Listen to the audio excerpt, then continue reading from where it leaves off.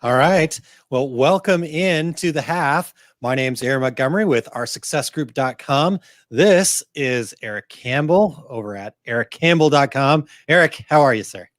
You know what? I've felt better, but what I'm going to say is we talk a lot about the current climate. In fact, we were just talking to two other guys about marketing in the current climate, and Yep. I'll say in the light of looking toward the next normal, I got my first shot of the vaccine All right. yesterday, which Yesterday. is dragging me around today. But Yeah, I my bet. arm is half dead, and I feel like I'm warmed over death myself. But at the same time, yeah, I got my first shot, so.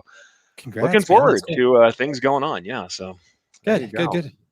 good. That is cool. I'm glad that you were able to do that and get that. Yeah, I think getting more and more out there. So again, It's happening. more and more back to I don't know. This there's got to be a better way to say it. But normal. We should probably just axe normal from because as we talked about a little bit today on Two Regular Guys, normal for me and normal for you are two different things, So anyway. Very different things. Well, and on top of it, what I want people to understand is normal is a measure of what's actually happening. And it's something that I've discussed with language quite a lot. There's people who will say, okay, grammar is going down the tubes, yada, yada, yada. And I'm like, here's the thing, language only, we had this period of time where all these grammarians and dictionary writers were trying to codify language, but language is how it's used. Normal is the measure of what most people are doing. So there's no need for a new normal. We'll find normal. Normal will happen. It's just going to be a description of what's actually going on. So I've stopped worrying too much about what the new normal is and said, okay, just where are we in the environment? What do we need to do?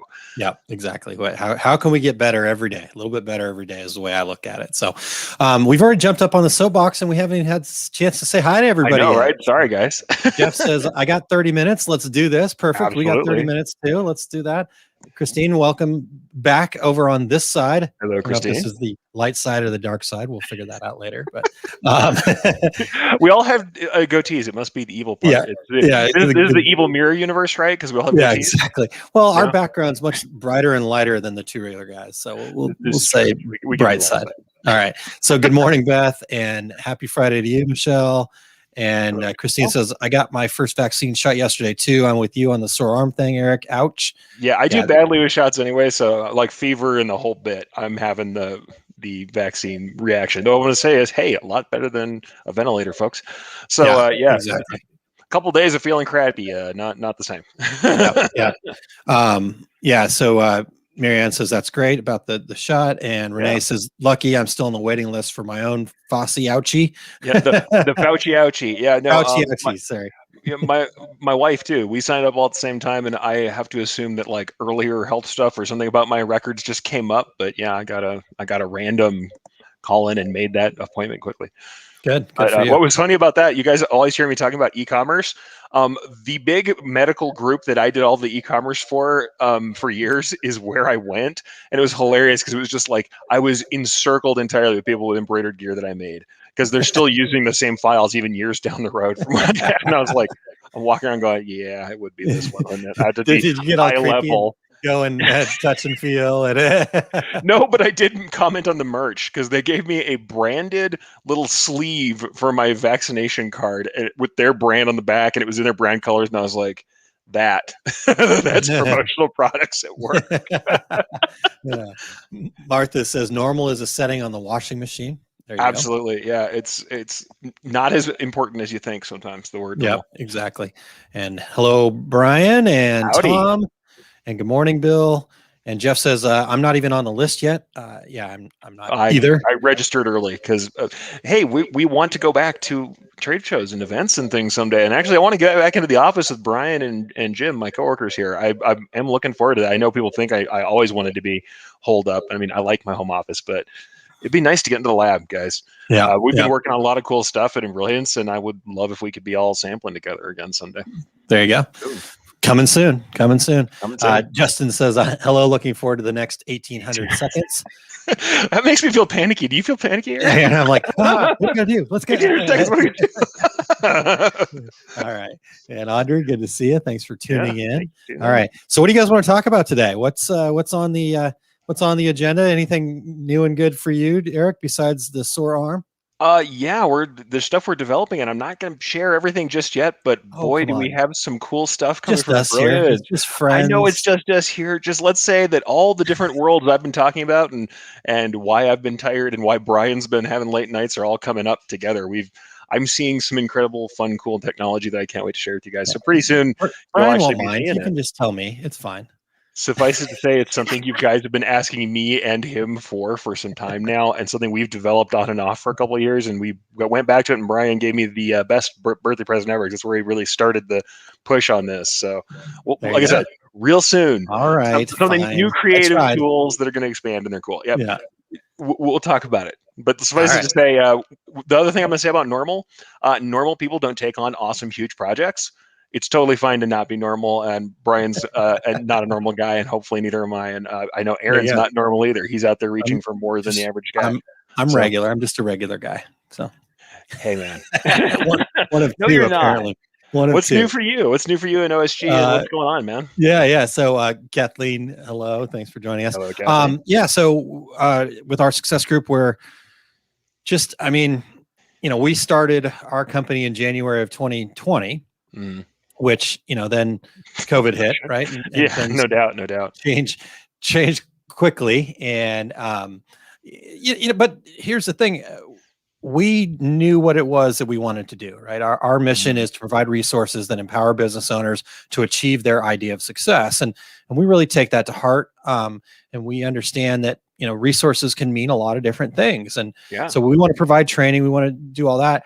But then as things started evolving and changing and moving and shaking and all that other stuff, it's like, okay, what else do we need? And what we discovered is that there was also this, one of the biggest challenges that a lot of small business owners have is that mindset side of things. It's the uh, am I valuable? yeah, Can I do this? yeah.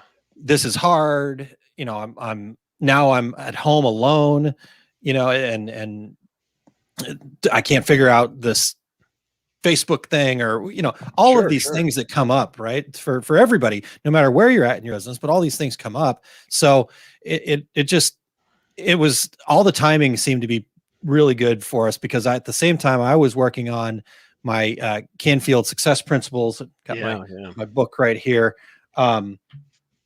training program that I was going through, and actually completed that and became certified. You can see it right over, this shoulder right here. There we go. Is my certificate. So certified as a trainer. So we've kind of built our success group around the foundational ideas that we've got from our 20 plus years in the industry, Todd's 13 plus years as a decorator, and so we've got this foundational piece of how you can start and build a business that's going to be successful long term, and then bring in the accountability, and then add on that mindset motivation side of things. And we feel like we've hit on a pretty good formula. So we've been able to work with some fantastic folks and really help them kind of boost their business. I mean, yes, you can go out and do all this on your own. You can go out and figure it all out. You could probably watch enough free live videos. Heck, I've probably shared most of the stuff in different random places out there that you could go find if you really wanted to. But what we do is in a real structured format. It's really organized. There's the support there. There's all this other stuff. So to kind of wrap it up, we've now kind of got a year under our belt. And in fact, about this time last year was when we kind of first announced the membership program. We just started off with this 5 keys training. And in February, March, we announced this membership program. And so now we've learned a lot. We're doing a whole lot of new things, more resources inside of the members group and all that fun stuff. So April 14th, as Todd mentioned over in Two Regular Guys, we're going to be putting on a webinar. Just a quick 30-minute webinar open for everybody to discuss goal setting. And we're still coming up with the exact right title, because it's one thing to set a goal. It's what's really important is that you actually achieve that goal. and by setting the goal correctly, it gives you the opportunity and the tools that you need to be able to achieve it. So if you just say, I want to grow my business, that's not a goal. That's a wish. That's a desire. So what we're talking about is specifically, how do you set a goal that is achievable? And then what are the ways that you can, go about achieving that? So we're going to do that webinar.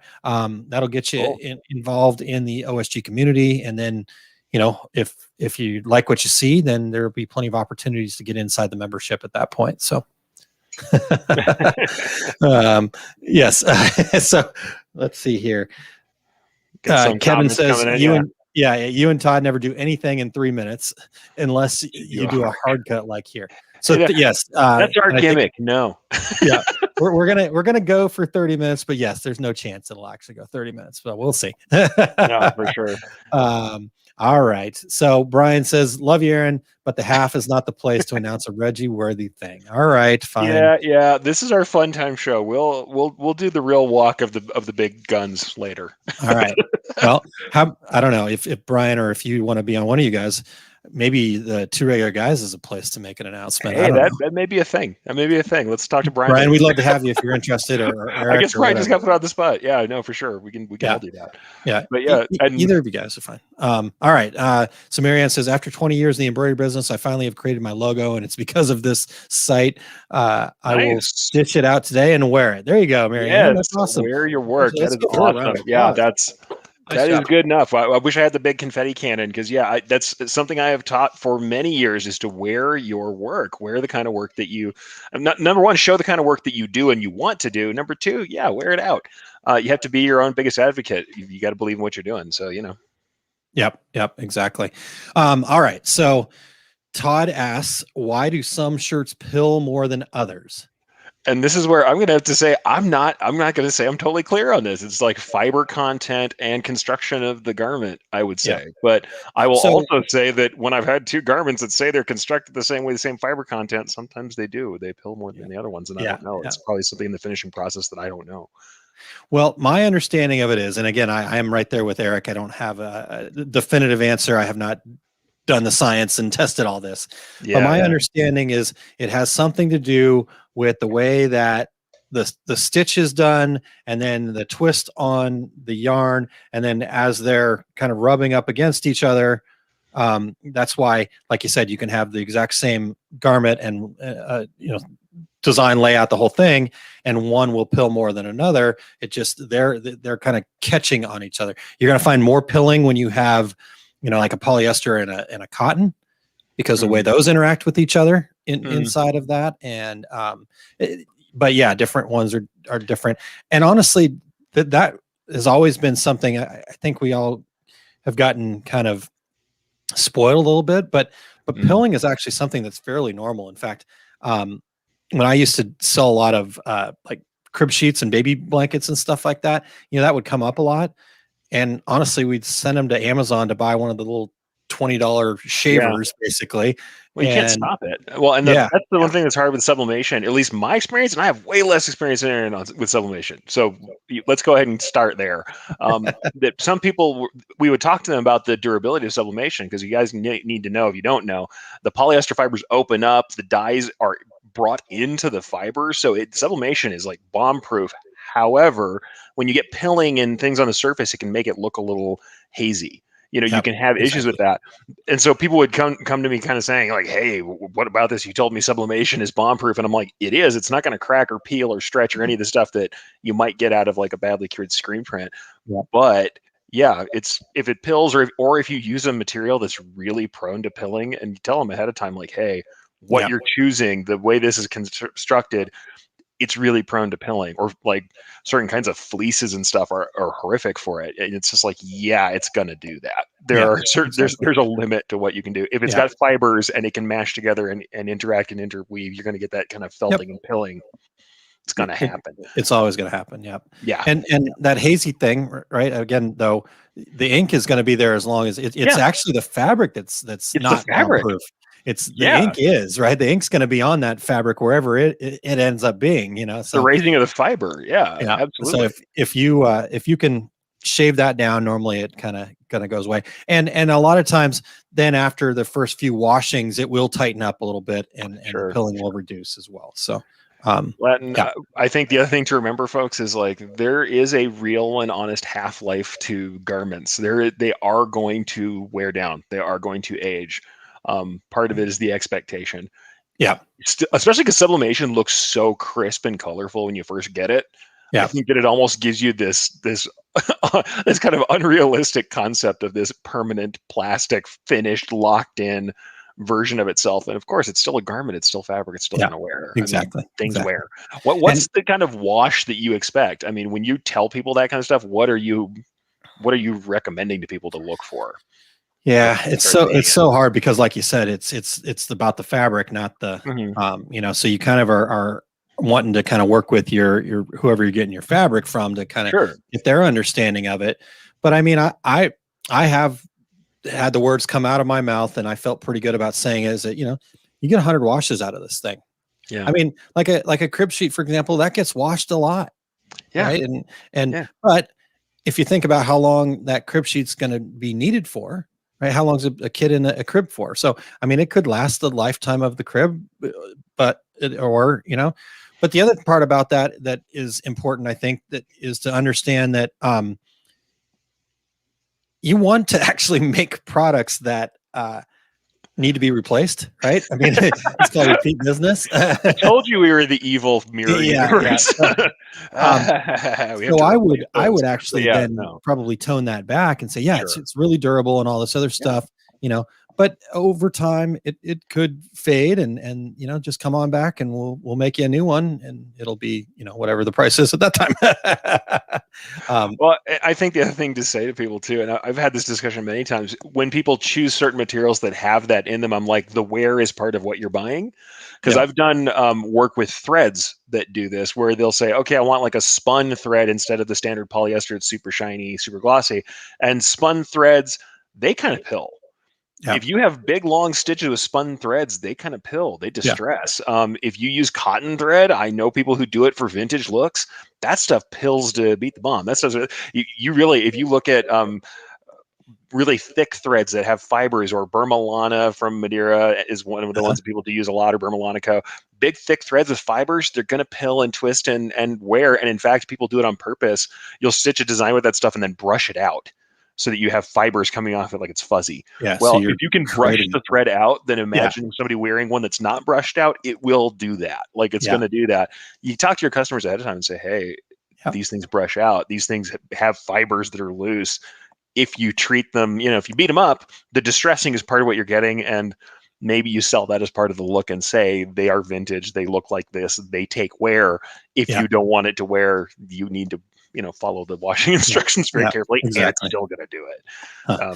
So when I woke up this morning, Eric, I never thought I'd be talking about pilling today. That was not on my agenda, and I love No, it. no, That's that's what why I I love like about to the have. half. Yep, Yeah, exactly. they have is something new every day. Also, I would never start a show about this because I feel exposed. I'm like, there's some stuff I don't know here. So So here's the other thing though, Eric, is sure. there are going to be those situations where there are just times when a garment doesn't work, right? And you just got Sure. to replace it. And the reason I want to bring this up real quick is because this is why it's so important as a business owner to know your numbers and to build profit into everything that you do.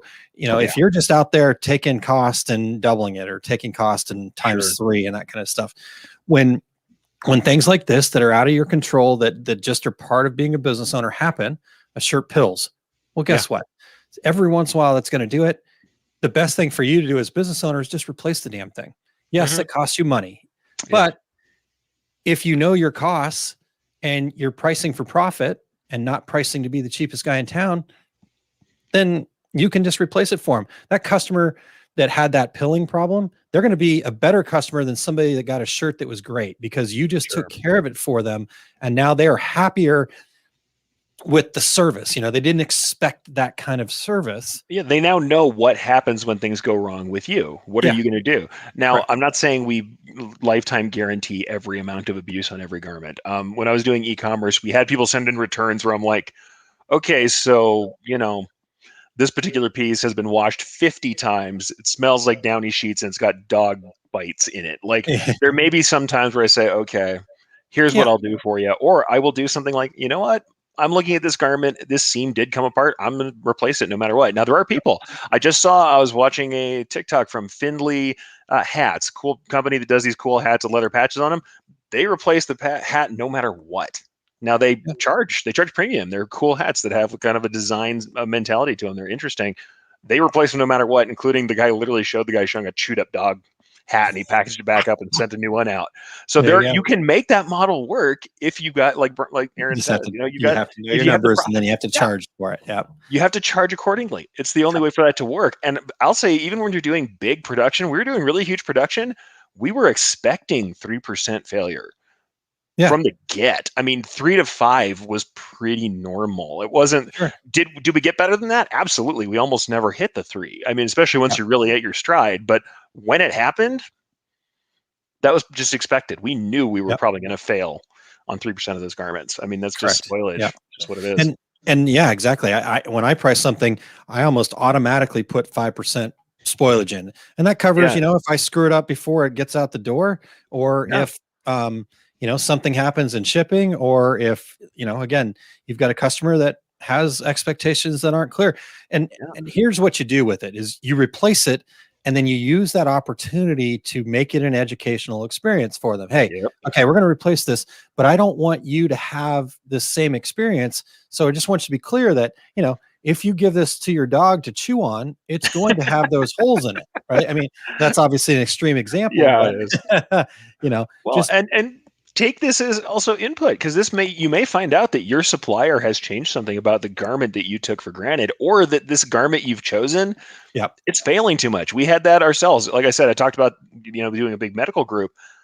People in medicine generally, they're going to wash the heck out of everything they have, and they're going to beat them up. You will find out if a garment can stand up to abuse if you put it through a hospital.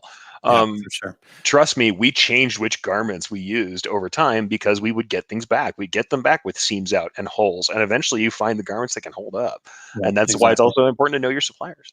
Yeah, that's great. Good point.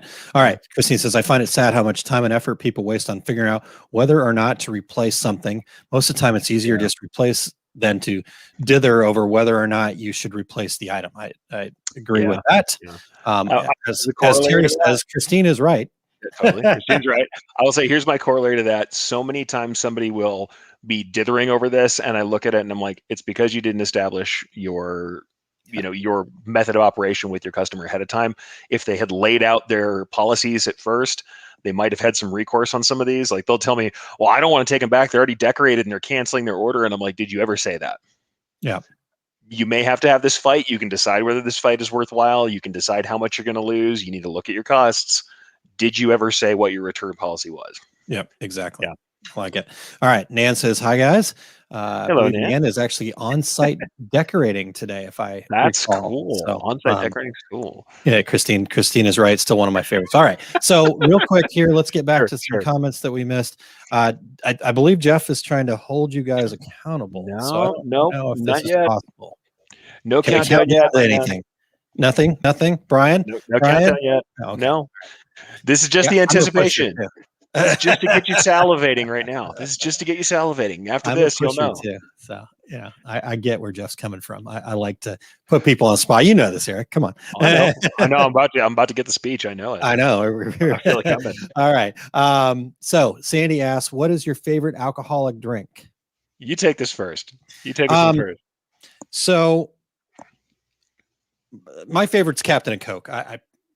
For whatever reason, I've just always loved Captain and Cokes. Even when I've had too many, there's been other things that I enjoyed. Then you had too many and you can't enjoy it anymore. But Captain and Cokes are my favorite. But I have stopped drinking soda except for on a full moon. That's my new rule. Only drinking soda on a full moon. That works. So that's about once a month, right? Or so. That works. And then the other thing is, we went over to our neighbors.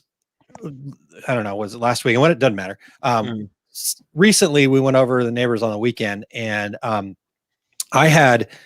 we were sat there chatting with them for like 3 hours, and I had 2 beers, and I had the worst hangover ever, because I hardly drink anymore. We don't go to shows anymore. That was the only time I that was I about ever to say, I'm drank. like, not going to trade shows has changed you. Yeah, my liver is so happy about the fact right? that we don't go to trade shows anymore. So yes, that's my favorite Captain and Coke, but I really don't drink much anymore. So Yeah, I'll have to say I cycle through a lot of different stuff. Lately, what I have is I will do a rum and diet. That's what I do, and what I like is Kraken Black. So I remember Kraken that. Black spiced rum is what I have because I don't have it very often. But I was introduced by Brian Bailey to fine bourbons, and wow, that's one that'll mess you up. A little bourbon and water on the right day is it's awfully nice. Little Yeah, Basil Haydn's on the right day, maybe some yeah, Makers if you're yeah, on your everyday. And everybody's exactly. like, "Your Makers for your everyday," and I'm like, "Yeah, that's how we roll." Yeah, Makers Marianne, is a daily very, driver. yeah, very good point. You need to eat if you're going to drink, and I probably didn't eat. And I know I didn't have enough Yeah, water that day, sure. so the water was the other thing that was missing from By the way, my I have blood. to So bring in a comment. I freaking love this. So Brian's comment to us launching stuff. Anticipation. patient. No. Oh, oh, No. no. Just hold Okay, on to that. Hold all on to right. Let's that. hold on to that. Fair and All keep right, him comfortable while it doesn't resolve. let's get back to the comments here. All Jerry right. Yeah. says Yeah. Love it. Jerry's got a new. Oh, Oh, what? there you go. Are you touching buttons? What's No, going I'm on here? not. I'm It's not. just me. It's me this time. All right. Now No, with the StreamYard's been doing that. I keep on having really delays on StreamYard. I don't want to say first that, but time I've it's been ever having happened like to me. delays when it clicks through. Huh. All right. All right. So now with a new granddaughter, congratulations on that, Jerry. I have a great Yeah. model for my baby line of sublimation items. So Yes. there you And go. now you have an absolute want to talk about niche markets, that's how to do it. Once Yeah. you're in the niche, that's when you know exactly what people in the niche want. Yeah. Yeah. So Jeff says the anticipation of the announcement, LOL. Yes, always. Yep. And I'm not gonna. You get the name. I'm. Clorinda Thank Fresca you. You're Tria. so awesome at this. I gotta Uh, learn from you, Eric. This is good. hello, Clorinda, yeah, I like that. Clorinda. Hello, learning a lot. Thank you for being here. Yes. Thanks for being here. Hopefully, learning a lot about us talking about materials and replacing garments and spoilage and not about bourbon. But hey, whatever you learn. Yep. All right. And then Jeff says, I only don't drink Yeah, soda on a full moon. So me we've too. got I'm not opposite of doing that. good. Not doing Yeah. good. Yeah. It's been, again, just a lot of things that I'm working on, and that's one of them. So Nan says, if you don't drink soda, how can you have it with a beverage? Exactly. So Yeah, that's right. why I don't really drink much anymore, because I can't drink soda anyways. So there we go. Right. Sandy says Elijah Craig is good. Yeah. Yeah. Yeah. I've not had that. So Yeah. But like I said, I'm not a fine bourbon bourbon. drinker though. Bourbon, man, bourbon and water. Yeah. And I wasn't before, but you can thank Brian Bailey for introducing me to the finer things in life. Jeff and Justin are talking about the announcement here. That would be Yeah, excellent to have a hard cut on. Justin says Eric's going to make the announcement at minute 31. absolutely. Right when we hit that mark, I'm just going to say it out loud as fast as I can. All right. And Marianne is congratulating Jerry on the grandbaby. Christine says strawberry rum is good, and I don't normally like rum. I cannot do flavors. A lifetime has told me of experience not to do flavors. Clorinda says he only knows my name because we're from the same state. So it doesn't hurt. I'll say that. should we talk about chilies then? Always. I mean, come on. By the way, if you know what Christmas is, and you better know Christmas is every day in New Mexico, then we can hang out. If you don't know what Christmas is, we can't hang out. Chili is important. So this is the last half. Albuquerque, here's the Albuquerque secret, right? Christmas doesn't mean the holiday at the end of the year. Christmas means red and green chili together on an item. So if you want to come into Albuquerque and get the food correctly, you got to order at Christmas. Christmas, all right. Christmas is the only way. Green chili fan myself, though. So Christmas, man, you got to get the best of both worlds. There we go. Clorinda, red and green. Yes, yeah, there you go. There you go. Everyone else convert, and Colorado chili is not as good. I don't care. Come at me, Colorado. Catch chili or nothing. Man almighty. All right. Brian, finish this sentence. Patient, now I sound like a lush. Go ahead, Eric. Go ahead. I haven't had hardly a drink since COVID, but we'll be friends together and find a good bottle. Hey, I can't wait till we get together again. It is absolutely the time for it. Yeah. Corinda says you may need to send me some. So All right. Yeah, no, I think that that's the best thing when we can all get together and really it's all you.